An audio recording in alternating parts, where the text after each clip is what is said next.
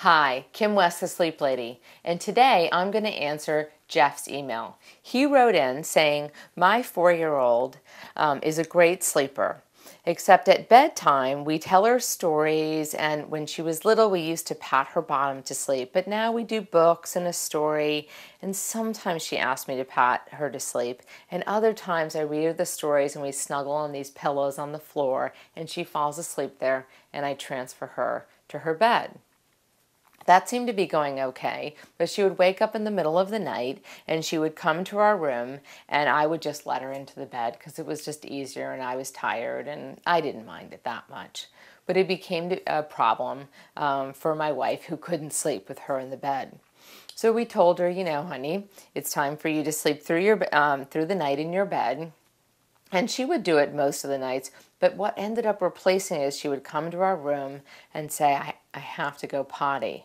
Or at least I think that's what she wanted. And so I would bring her to the potty and she would indeed go potty. And then I would bring her back to the bed and sometimes I'd have to pat her and sometimes she would ask for a story. Now she wakes up during the night, comes to my bed and looks at me, and I don't know whether she's scared or has to go potty, and so I'll ask her if she has to go potty and she always says yes. How do I get out of this pattern?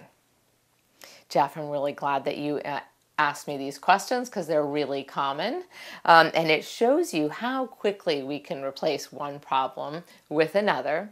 Not that your daughter doesn't have to go potty during the night. She may very well have to go potty during the night. But did you notice that you gave the idea of her going to potty? You didn't say she said it.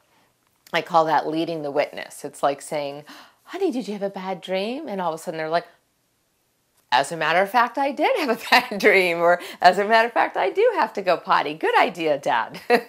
So that's okay. You know what? Our kids are cute and we love them. So what I would tell you need to start with is that I would have a conversation with her, and you can blame it on me. You could say, today I got to talk to the sleep lady, and she said I was supposed to teach you how to put yourself to sleep in your big girl bed without Daddy lying down with you or telling you a story or patting your bottom to sleep, and I probably should have done that when you were much younger. But that's okay. I can teach you how to do it now, and you're going to feel so proud of yourself.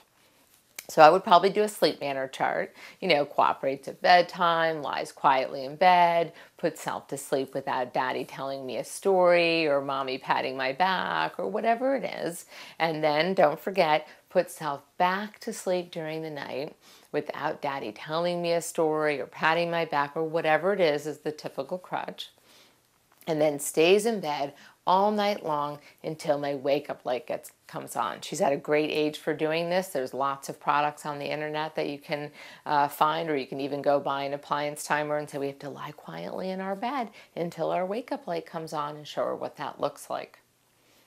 Now, in terms of the potty, we're obviously not going to tell a child, sorry, you're going to have to go pee in your bed, clearly. But if she really does say, I have to go potting, then of course, help escort her to go to the potty. I have some parents who say, well, you know how to go to potty by yourself. I've had other parents put a portable potty in the bedroom and say, you can go potty right here. Whatever you do, don't make going to the potty a party, an event. If we turn on all the lights and we have, a lot of elaborate hand washing and sanitizing and chatting and storytelling, like make it boring. If anything, tell her, I'll go wait in your room while you go potty. If she can do it independently, or turn your back and don't talk about it. Make it quick and simple and right to bed. Okay? So that's important about the potty. Then the other thing again is you got to start at bedtime. Okay, not on the pillows, but in her bed, and tell her that, and sit up.